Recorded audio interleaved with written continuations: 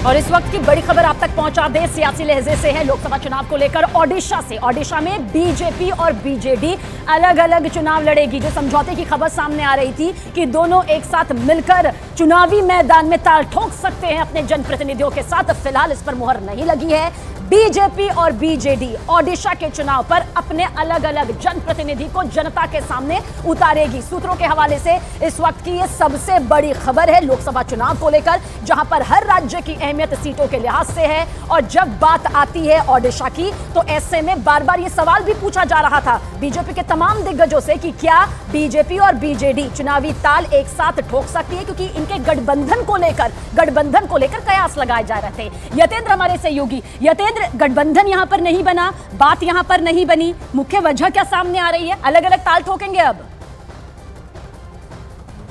देखिए, बिल्कुल अलग अलग ताल ठोकेंगे। बीजेडी और बीजेपी की बातचीत काफी समय से चल रही थी और दोनों ही दलों के कई प्रमुख नेता चाहते थे कि दोनों दल उड़ीसा में मिलकर चुनाव लड़ें, यानी कि बीजेडी एनडीए का हिस्सा बने। बीजेपी के कई, यानी कि गृह मंत्री अमित शाह भी कई मौकों पर कह चुके थे कि बातचीत चल रही है, लेकिन जब भी फाइनल होगा बताएंगे। लेकिन अब बड़ी खबर यह आई है कि बीजेडी और बीजेपी का गठबंधन नहीं होगा और जो सूत्रों का दावा है, सीटों को लेकर मामला फंसता हुआ नजर आ रहा था। जो 21 लोकसभा सीटें हैं और 147 विधानसभा सीटें हैं, उसमें बीजेडी बीजेपी को सम्मानजनक सीटें देने को तैयार नहीं थी। बीजेपी 16 लोकसभा सीट चाहती थी, लेकिन बीजेडी 11 लोकसभा सीटों से आगे नहीं बढ़ रही थी। हालांकि काफी बार कोशिश की गई। इसके अलावा ऐसे ही विधानसभाओं में भी बहुत कम सीटें बीजेपी को मिल रही थी। बीजेडी ज्यादा सीटों पर बात करने को तैयार नहीं थी। बड़ी खबर यतेंद्र आपके जरिए पहुंचा दे कि बीजेपी 16 सीट यहां पर चाहती थी, 16 सीट चाहती थी। अंदर खेमे से जो बड़ी खबर निकलकर हमारे सहयोगी यतेंद्र के जरिए सामने आ रही है,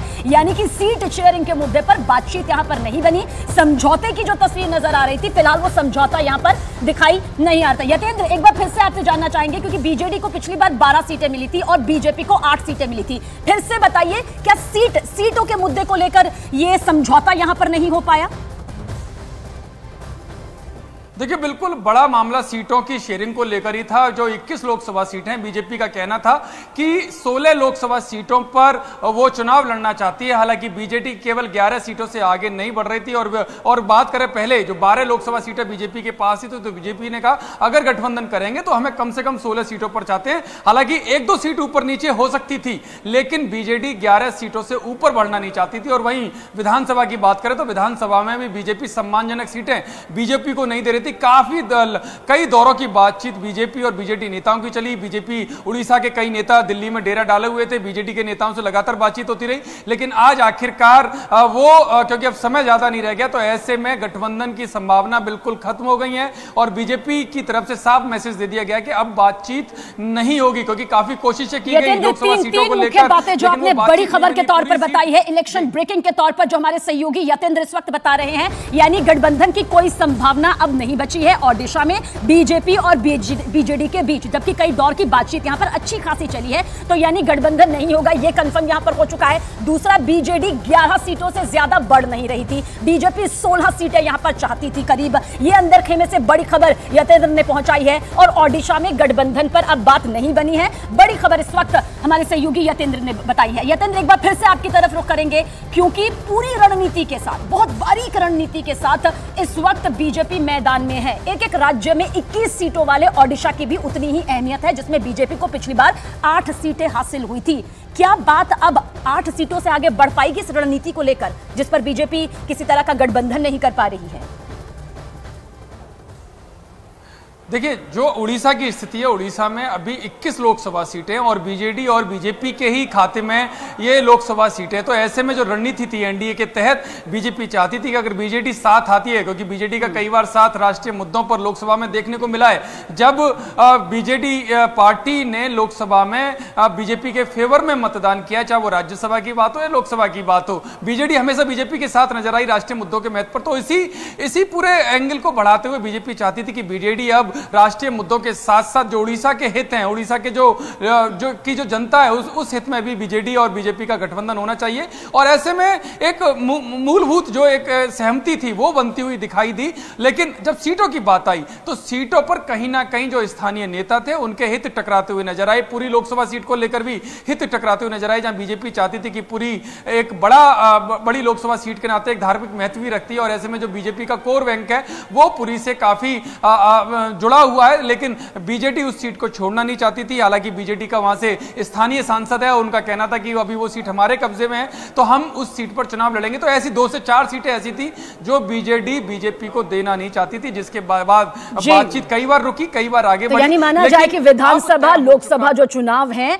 उसमें फिलहाल दोनों का ही गठबंधन नजर नहीं आता है। इस बीच यतेंद्र थोड़ा यह भी समझेंगे क्योंकि पिछली बार जब साल 2019 का चुनाव हुआ था दलित फैक्टर और साथ ही आदिवासी फैक्टर, दलित फैक्टर में बीजेडी बाजी मार गई थी। 5 सीटें यहां से थी और 5 सीटों का जो था वो पूरा समीकरण बीजेडी ने साध लिया था। बीजेपी को उम्मीद थी कि अगर साथ में यहां पर उतरेगी तो कुछ ना कुछ फायदा एक स्टेट से जो दूसरे स्टेट को भी होता है, क्योंकि फैक्टर एक दूसरे राज्य में काम करते हैं। वहीं पर आदिवासी फैक्टर 6 था जिसमें बीजेपी ने बाजी मारी थी, 3 बीजेपी को मिली थी, 2 बीजेडी को मिली थी। आपको लगता है इस फैक्टर पर किसी तरह का कोई असर हो पाएगा?